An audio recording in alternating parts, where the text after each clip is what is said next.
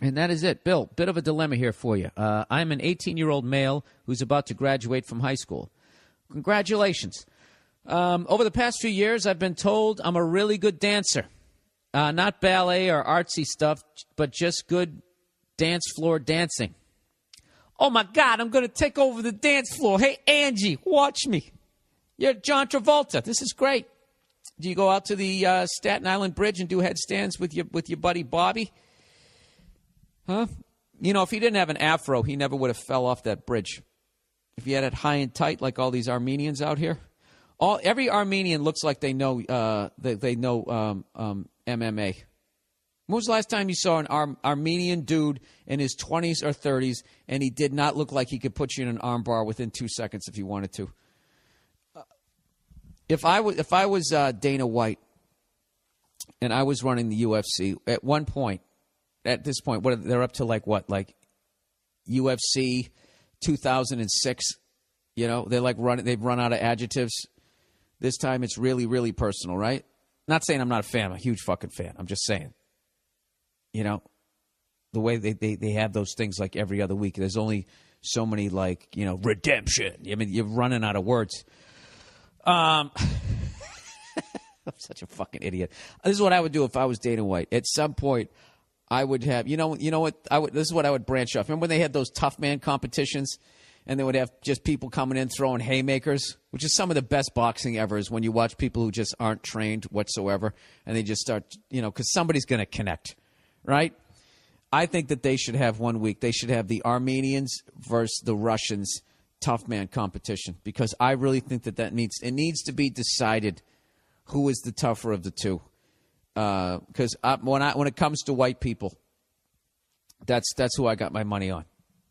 All right, those are the Crips and the Bloods of white people, is the Armenians and the Russians. All of them, they just have that vibe. There's something you just like. Yeah, I'm not fucking with that guy. I'm really not doing it. Anyways. Not a ballet or artsy stuff, but just ballroom dancing. I'm fucking dancing over here. I kind of think dancing is gay from an outside point of view. It isn't. It really isn't. That's just how white people look at it. It's considered gay because it involves like letting yourself go and actually admitting that you have emotions. As a man, as a white male, it is. It's considered gay. As is crying, as is showing any sort of emotion, as is not dying for no good goddamn reason before you're 56. Or not dying, I should say. If you live to be 60, I believe amongst white men, that's also considered gay, because that means at some point you cried something out of your chest and you didn't have a heart attack. Anyways, he says, I think dancing is gay from an outside point of view, but I'll be the first one to admit that I'm actually a pretty good dancer. If I didn't think so, I wouldn't be out there doing it. Yeah, but dude, you got to be getting some. All fucking women love a guy who can dance. Dude, if you can dance and you're wearing like a silk scarf, it's fucking over. It's going to be raining pussy.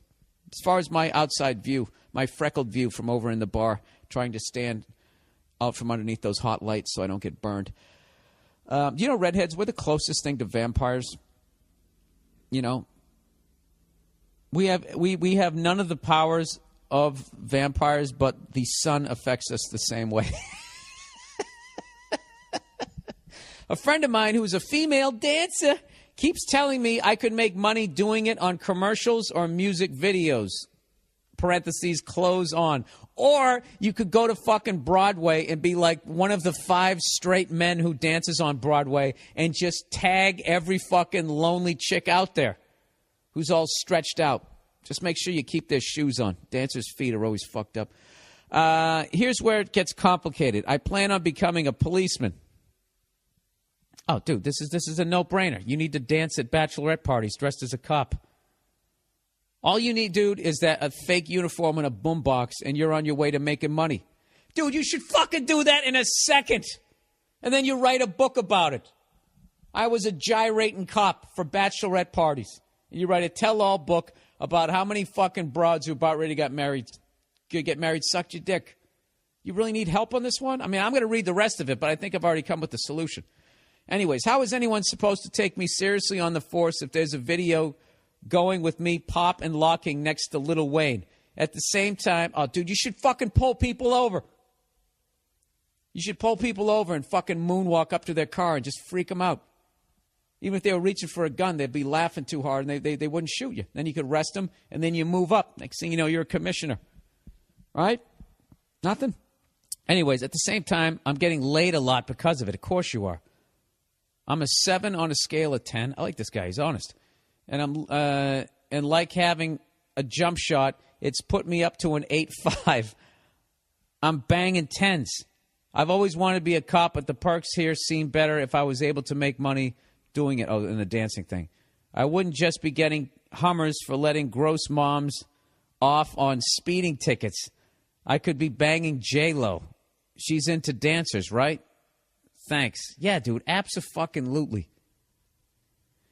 Dude, you're basically saying, what should I do here? Should I bang J-Lo's, be down at the club and make all this fucking money? Or should I take a job where I'm going to get shot at and not be appreciated? You know, I'll tell you, every cop out there would dance if they could, as opposed to being a cop. I don't care if they're like 7 generations in. Dude, this is what I think of as far as like dancing. I think if I like compare it to being a comedian, the open mics would be getting a piece of cardboard and being on a subway platform, making money that way. And then when you move up to hosting a show, that would be you dress as a cop and you fucking dance at bachelorette parties. That's what you do on the side. That's like your fucking day job, that bullshit. And then during the day, I would try out for those do they make music videos anymore? Or fucking, I don't know. Believe it or not, I don't know how to climb the ladder as a dancer. But, dude, abso-fucking-lutely. If you can make money doing that shit, and then what the great thing is once you get to a certain level to make more money, you know, once you got some credibility, you always have the fallback where you can teach a class. You can be like, I danced for 9 years and chitty chitty bang bang and fucking banged every fucking broad on there. And if you'd like to know how to fuck the women in your cast while still not losing your job, come on down to Frankie's fucking dance studio, whatever. Just, you'll figure it out as you go in there. And, yeah, absolutely.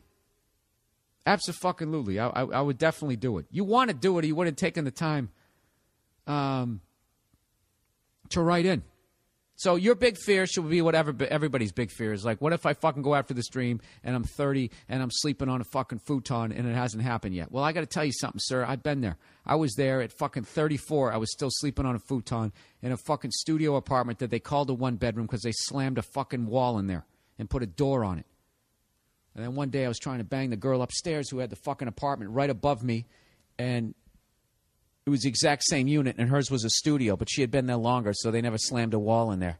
And I realized, hey, wait a minute, I'm getting fucked. You know? I should go down there and try to get some money taken off of this. I should go down to the they're fucking me over rental board, but I didn't. I said, fuck it. Just keep writing jokes. Right? So whatever. All you got to do, you just got to commit to this shit. And then realize that, you know, sleeping on a futon when you're 30 is not the worst thing. It isn't. You know what's worse than sleeping on a futon at 30? Sleeping in a king bed next to a fucking woman you're not really in love with, but for some reason married, and you got a couple of kids, and you got a job that you fucking hate. Okay? You'll be laying there fantasizing about fucking sleeping on a futon. There's no risk when you go after a dream. It's all fucking reward. It's all going to lead to something good. It always does. There's a tremendous amount of risk to playing it safe. And that leads to unbelievable levels of regret, which is something else I've also experienced because I'm an old motherfucker.